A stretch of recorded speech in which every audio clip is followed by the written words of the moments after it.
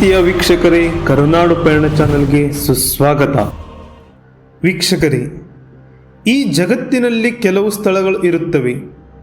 ಅವು ಮಾತನಾಡುವುದಿಲ್ಲ, ಆದರೆ ಅವುಗಳ ಮೌನದಲ್ಲಿಯೇ ಸಾವಿರಾರು ವರ್ಷಗಳ ಇತಿಹಾಸ ಅಡಗಿರುತ್ತದೆ.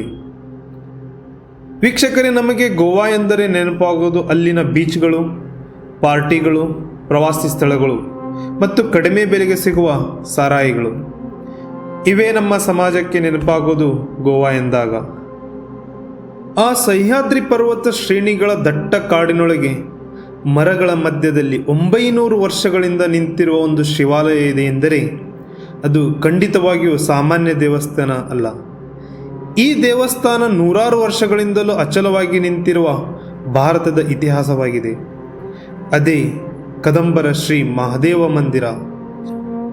ವೀಕ್ಷಕರೇ, ಪಶ್ಚಿಮ ಘಟ್ಟಗಳ ದಟ್ಟ ಅರಣ್ಯದ ಮಧ್ಯೆ ಭಗವಾನ್ ಮಹಾವೀರ ವನ್ಯಜೀವಿ ಅಭಯಾರಣ್ಯದಲ್ಲಿ ತಾಂಬಿ ಸುರ್ಲ ಎಂಬ ಒಂದು ಪುಟ್ಟ ಗ್ರಾಮದ ಹತ್ತಿರ ಕದಂಬರ ಶ್ರೀ ಮಹಾದೇವ ಮಂದಿರವಿದೆ. ಪಣಜಿ ನಗರದಿಂದ ಸುಮಾರು 65 ಕಿಲೋಮೀಟರ್ ದೂರವನ್ನು ಈ ದೇವಾಲಯ ಹೊಂದಿದೆ. ಹಾಗೆಯೇ ಬೆಳಗಾವಿ, ಧಾರವಾಡ ಜಿಲ್ಲೆಗಳಿಂದ ರಾಮನಗರ ಮಾರ್ಗವಾಗಿ ಸುಮಾರು 130 ಕಿಲೋಮೀಟರ್ ದೂರದಲ್ಲಿ ಈ ದೇವಾಲಯವನ್ನು ನಾವು ನೋಡಬಹುದು. ಕಿರಿದಾದ ರಸ್ತೆಯ ಎರಡೂ ಕಡೆ ದಟ್ಟವಾದ ಕಾಡನ್ನು ಈ ದೇವಾಲಯ ಹೊಂದಿದೆ. ಇನ್ನು ಮಳೆಗಾಲದಲ್ಲಿ ನೀರು, ಮಂಜು, ನಿಶಬ್ದದ ಗೂಡಾಗಿ ಈ ಒಂದು ದೇವಸ್ಥಾನ ನಿಸರ್ಗದ ಮಡಿಲಲ್ಲಿ ನೋಡುಗರನ್ನ ಮೂಕ ವಿಸ್ಮಿತರನ್ನಾಗಿ ಮಾಡಿದೆ. ಈ ಒಂದು ಪರಿಸರವೇ ಈ ದೇವಸ್ಥಾನಕ್ಕೆ ರಕ್ಷಕನಾಗಿ ನಿಂತಿದೆ.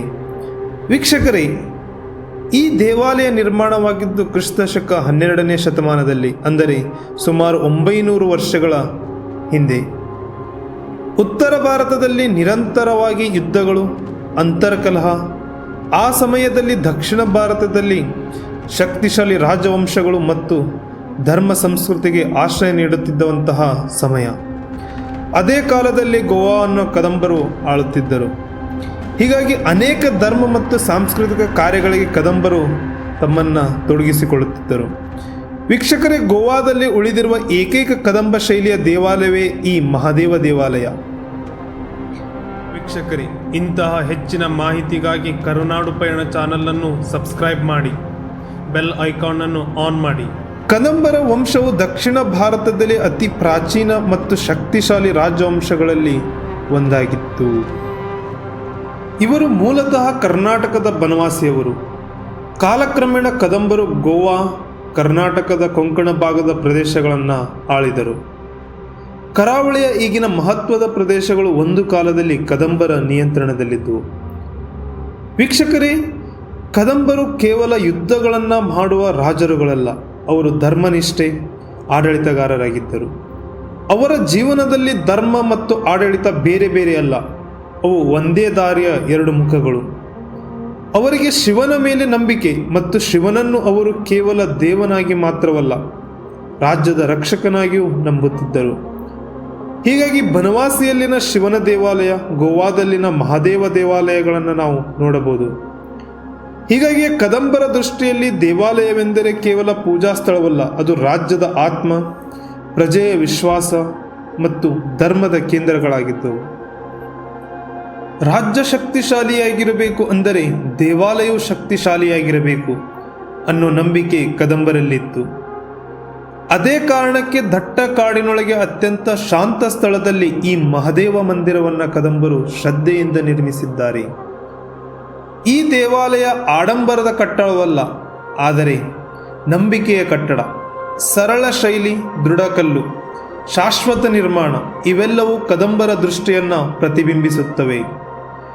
ಈ ದೇವಾಲಯವನ್ನು ನೋಡಿದಾಗ ನಮಗೆ ತಿಳಿಯುತ್ತದೆ, ಇದು ಕೇವಲ ಹಿಂದಿನ ಕಾಲದ ದೇವಸ್ಥಾನ ಮಾತ್ರವಲ್ಲ, ಇದು ಕದಂಬ ವಂಶದ ಚಿಂತನೆ, ಅವರ ಧರ್ಮ, ಅವರ ಆಡಳಿತದ ತತ್ವ, ಅದರ ಜೊತೆಗೆ ಆ ಪ್ರದೇಶದಲ್ಲಿ ಸಿಗುವ ಶಾಂತಿ ಎಲ್ಲವನ್ನ ಹೇಳುವ ಒಂದು ಮೌನ ಸಾಕ್ಷಿಯಾಗಿ ಈ ದೇವಾಲಯ ಕಾಣುತ್ತದೆ. ವೀಕ್ಷಕರೇ, ಈ ದೇವಾಲಯವನ್ನು ನೋಡಿದಾಗ ಮೊದಲಿಗೆ ಗಮನ ಸೆಳೆಯುವುದು ಕಪ್ಪು ಬಸಾಲ್ಟ್ ಕಲ್ಲು. ಈ ಕಲ್ಲಿನ ವಿಶೇಷತೆ ಏನು ಗೊತ್ತಾ? ಈ ಬಸಾಲ್ಟ್ ಕಲ್ಲು ಗೋವಾದಲ್ಲಿ ಸಿಗುವುದೇ ಇಲ್ಲ. ಭೂಗರ್ಭ ಶಾಸ್ತ್ರದ ಪ್ರಕಾರ ಗೋವಾ ಪ್ರದೇಶದಲ್ಲಿ ಲ್ಯಾಟ್ರೈಟ್ ಕಲ್ಲು ಹೆಚ್ಚು ಸಿಗುತ್ತದೆ. ಆದರೆ ಈ ಬಸಾಲ್ಟ್ ಕಲ್ಲು ಸಿಗುವುದು ಡೆಕ್ಕನ್ ಪ್ರಸ್ಥಭೂಮಿಯ ಭಾಗ, ಅಂದರೆ ಭಾರತದ ದಕ್ಷಿಣದ ಮಧ್ಯದ ಭಾಗದಲ್ಲಿ ಈ ಕಲ್ಲುಗಳು ಸಿಗುತ್ತವೆ. ಅಂದರೆ ಈ ದೇವಾಲಯಕ್ಕೆ ಬಳಸಿದ ಕಲ್ಲುಗಳನ್ನು ನೂರಾರು ಕಿಲೋಮೀಟರ್ ದೂರದ ಡೆಕ್ಕನ್ ಪ್ರದೇಶದಿಂದ ತರಲಾಗಿದೆ ಎಂದರೆ ಒಂದು ಕ್ಷಣ ಯೋಚಿಸಿ. ಆ ಕಾಲದಲ್ಲಿ ಲಾರಿಗಳು ಇರಲಿಲ್ಲ, ಕ್ರೇನ್ಗಳು ಇರಲಿಲ್ಲ, ಯಂತ್ರೋಪಕರಣಗಳು ಇರಲಿಲ್ಲ. ಆದರೂ ಈ ಭಾರೀ ತೂಕದ ಕಪ್ಪು ಕಲ್ಲುಗಳು ಆ ದಟ್ಟ ಅರಣ್ಯ, ನದಿ, ಪರ್ವತ ದಾಟಿ ಇಲ್ಲಿಗೆ ಹೇಗೆ ತರಲಾಯಿತು? ಇದು ಒಂದು ಕೇವಲ ಕೆಲಸವಲ್ಲ, ಅದು ಸಂಘಟಿತ ಆಡಳಿತ, ಜ್ಞಾನ, ಅಪಾರ ಶಿಲ್ಪ ಕೌಶಲ್ಯದ ಸಾಕ್ಷಿಯೇ ಸರಿ. ವೀಕ್ಷಕರೇ, ಈ ದೇವಾಲಯವನ್ನು ನೋಡಿದಾಗ ನಮಗೆ ಬಹಳ ಸರಳ ವಿನ್ಯಾಸ ಅನ್ನಿಸಬಹುದು. ಆದರೆ ದೇವಾಲಯದಲ್ಲಿ ಸರಳತೆಯೊಂದಿಗೆ ಆಳವಾದ ತತ್ವ ಮತ್ತು ಅರ್ಥ ಅಡಗಿದೆ. ದೇವಾಲಯದ ಹೃದಯವೇ ಗರ್ಭಗುಡಿ. ಇದು ಅತ್ಯಂತ ಶಾಂತವಾದ ಸ್ಥಳವಾಗಿದೆ. ಹಾಗೆಯೇ ಸ್ವಲ್ಪ ಕತ್ತಲು. ಹೊರಗಿನ ಗದ್ದಲದಿಂದ ದೂರದಲ್ಲಿ ಗರ್ಭಗುಡಿಯಲ್ಲಿ ಶಿವಲಿಂಗವನ್ನು ಸ್ಥಾಪಿಸಿದ್ದಾರೆ. ಹಾಗೆಯೇ ಗರ್ಭಗುಡಿ ಮತ್ತು ಮಂಟಪದ ಮಧ್ಯೆ ಇರುವ ಭಾಗವೇ ಅಂತರಾಳ. ವೀಕ್ಷಕರೇ, ಈ ಗರ್ಭಗುಡಿ ಮತ್ತು ಮಂಟಪದ ನಡುವೆ ಹೋಗುವ ಮಾರ್ಗವಿದೆಯಲ್ಲ, ಇದು ಕೇವಲ ಮಾರ್ಗವಲ್ಲ, ಭಕ್ತನ ಮನಸ್ಸಿನ ಒಂದು ಹಂತ. ಅಂದರೆ ಹೊರಗಿನ ಲೋಕದಿಂದ ಒಳಗಿನ ಆತ್ಮದ ಕಡೆಗೆ ಸಾಗುವ ಒಂದು ಪಥ. ಭಕ್ತನು ಗರ್ಭಗುಡಿಗೆ ಪ್ರವೇಶಿಸಿದಾಗ ಮನಸ್ಸು ನಿಧಾನವಾಗಿ ಶಾಂತವಾಗಿರುವುದನ್ನು ನೀವು ಗಮನಿಸಿರಬಹುದು. ವೀಕ್ಷಕರೇ, ನಮ್ಮ ದೇವಾಲಯಗಳೇ ಹಾಗೆ ಬಹಳಷ್ಟು ಸರಳತೆಯಿಂದ ಕೂಡಿದ್ದರೂ ಅದರಲ್ಲಿ ಆಳವಾದಂತಹ ಅರ್ಥವನ್ನು ಅಡಗಿರುತ್ತವೆ. ಹೀಗಾಗಿ ನಮ್ಮ ದೇವಾಲಯಗಳು ಸರಳ ವಿನ್ಯಾಸ ಅನಿಸಿದರೂ ಅದರೊಳಗೆ ಬಹಳಷ್ಟು ಅರ್ಥವನ್ನು ದೇವಸ್ಥಾನಗಳು ಹೊಂದಿರುತ್ತವೆ. ಇನ್ನು ಮಂಟಪದಲ್ಲಿ ನಿಂತು ಕಂಬಗಳನ್ನು ಗಮನಿಸಿದರೆ ಅವು ಕೇವಲ ದೇವಾಲಯದ ಭಾಗಗಳಲ್ಲ, ಅವು ಕಲ್ಲಿನಲ್ಲಿ ಕೆತ್ತಿದ ಇತಿಹಾಸಗಳು. ವೀಕ್ಷಕರೇ, ಮೊದಲು ಗಮನ ಸೆಳೆಯುವುದು ಆನೆ ಕುದುರೆ ಯುದ್ಧದ ಶಿಲ್ಪ. ಇದು ಗೋವಾ ಕದಂಬರ ರಾಜಚನ್ನೆಯ ಕೆತ್ತನೆಯಾಗಿದೆ. ಇನ್ನು ಅದೇ ರೀತಿಯಾಗಿ ಕಂಬಗಳ ಸುತ್ತಲೂ ಹೂವಿನ ವಿನ್ಯಾಸಗಳು, ದೇವರ ಆಕೃತಿಗಳು ಎಲ್ಲವನ್ನು ಈ ದೇವಾಲಯ ಒಳಗೊಂಡಿದೆ. ವೀಕ್ಷಕರೇ, ನೀವು ದೇವಾಲಯಕ್ಕೆ ಹೋದಾಗ ಮಂಟಪದ ಮೇಲ್ಛಾವಣಿಯನ್ನು ಗಮನಿಸಿದರೆ ಕಮಲದಾಕಾರದ ಕೆತ್ತನೆಗಳನ್ನು ನಾವು ಕಾಣಬಹುದು. ಹೀಗೆ ಅನೇಕ ಶಿಲ್ಪ ಕೆತ್ತನೆಗಳು ನಾವು ಈ ದೇವಾಲಯದಲ್ಲಿ ನೋಡಬಹುದು. ವೀಕ್ಷಕರೇ, ದೇವಾಲಯ ಇಂದಿಗೂ ಪೂಜೆ ಪುನಸ್ಕಾರಗಳು ನಡೆಯುವಂತಹ ಸ್ಥಳವಾಗಿದೆ. ಭಕ್ತಿಯ ವಾತಾವರಣವನ್ನು ಈ ದೇವಾಲಯ ಇನ್ನೂ ಜೀವಂತವಾಗಿಸಿದೆ. ಸುಮಾರು 900 ವರ್ಷಗಳ ಹಿಂದೆ ನಿರ್ಮಿಸಲಾದ ಈ ದೇವಾಲಯ ಕಾಲ ಬದಲಾದಂತೆ ರಾಜವಂಶಗಳು ಬದಲಾದವು, ಆದರೆ ಈ ದೇವಸ್ಥಾನದಲ್ಲಿ ಶಿವನ ಭಕ್ತಿಯು ಮಾತ್ರ ಇಂದಿಗೂ ನಿಂತಿಲ್ಲ. ವೀಕ್ಷಕರೇ, ಗೋವಾದ ಇತಿಹಾಸದಲ್ಲಿಯೇ ಪೋರ್ಚುಗೀಸರ ಆಳ್ವಿಕೆಯ ಕಾಲ ಅತ್ಯಂತ ಕಠಿಣವಾದ ಅಧ್ಯಾಯ. ಆ ಸಮಯದಲ್ಲಿಯೇ ಗೋವಾದ ಅನೇಕ ಪ್ರಾಚೀನ ದೇವಾಲಯಗಳು ನಾಶವಾದವು, ಧರ್ಮಾಂತರಗಳು ನಡೆದವು, ಧಾರ್ಮಿಕ ಗುರುತುಗಳು ಅಳಿಸಲ್ಪಟ್ಟವು. ಆದರೆ ಈ ದೇವಾಲಯ ಮಾತ್ರ ಇಂದಿಗೂ ಅಚಲವಾಗಿ ಉಳಿದಿದೆ. ಏಕೆಂದರೆ ಕಾರಣ ಮನುಷ್ಯನಲ್ಲ, ಪ್ರಕೃತಿ. ಈ ದೇವಾಲಯದ ಸುತ್ತಮುತ್ತ ದಟ್ಟವಾದ ಕಾಡು, ಜನರಹಿತ ಪ್ರದೇಶ, ಹಾಗೆಯೇ ಮುಖ್ಯ ರಸ್ತೆಯಿಂದ ದೂರ ಅರಣ್ಯದ ಮಧ್ಯದಲ್ಲಿ ಇದೆ. ಹೀಗಾಗಿ ಈ ದೇವಾಲಯಕ್ಕೆ ಪ್ರಕೃತಿಯ ರಕ್ಷಕನಾಗಿ ಶತಮಾನಗಳಿಂದ ಕಾದಿದ್ದಾನೆ.